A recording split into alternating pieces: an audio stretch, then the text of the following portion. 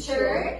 Please take your seat. Thank you, teacher. So before we proceed to our new discussion for today, let's have an activity first. Do you want to play? Yes, teacher. Are you ready? Yes, teacher. So for today's lesson, our activity called is a reader theater. So I will group you into two groups. This should be the group 1 and then the group 2. So here is our beautiful story.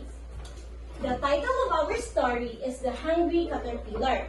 So as a reader, you have to read this story. And each one of you has a individual rules, the summarizer, and then the second one is the presenter. So now, let's read the story.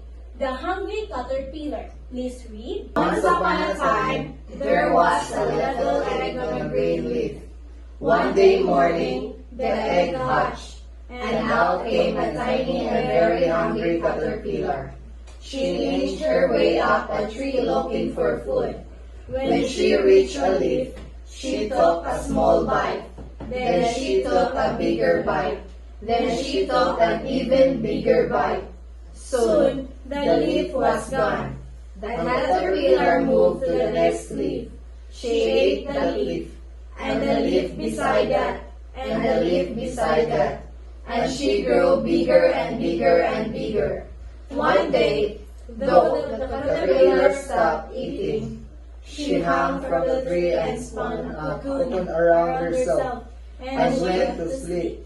for many days. Then, one day, she awoke and came out of the cocoon.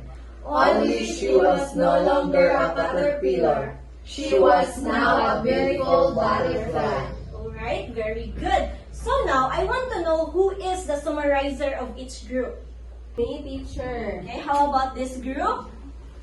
Me, teacher. Okay, so all you have to do, summarizers, is you have to summarize or make this story short. Since this story is quite long, are you agreed? Yes, So, teacher. all you have to do, you have to make it short. Short. Very good. And who are the presenters?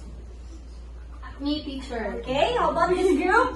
So, all you have to do, presenter, is you have to read the summarize of the summarizer here at front. Are we good?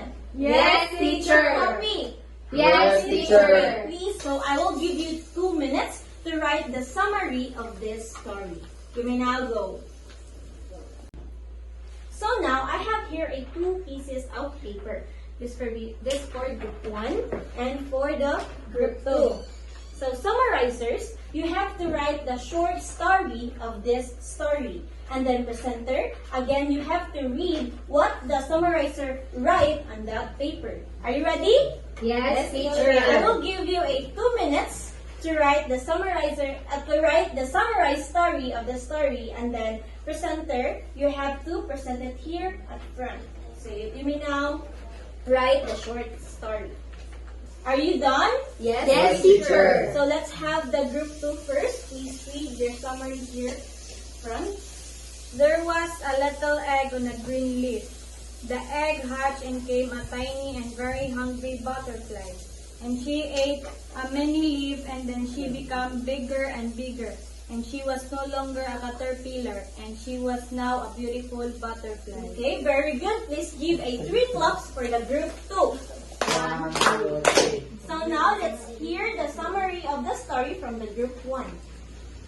So, one day, there was a little egg on the green leaf.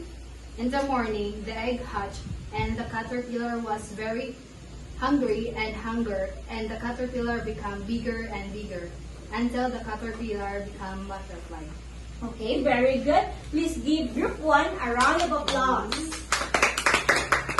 Okay, class, thank you so much for participating to our activity. And please remember, just like the butterfly, you have your own unique color, and one day you will bloom in your own way. And that will be all. Goodbye. Goodbye and thank you, teacher.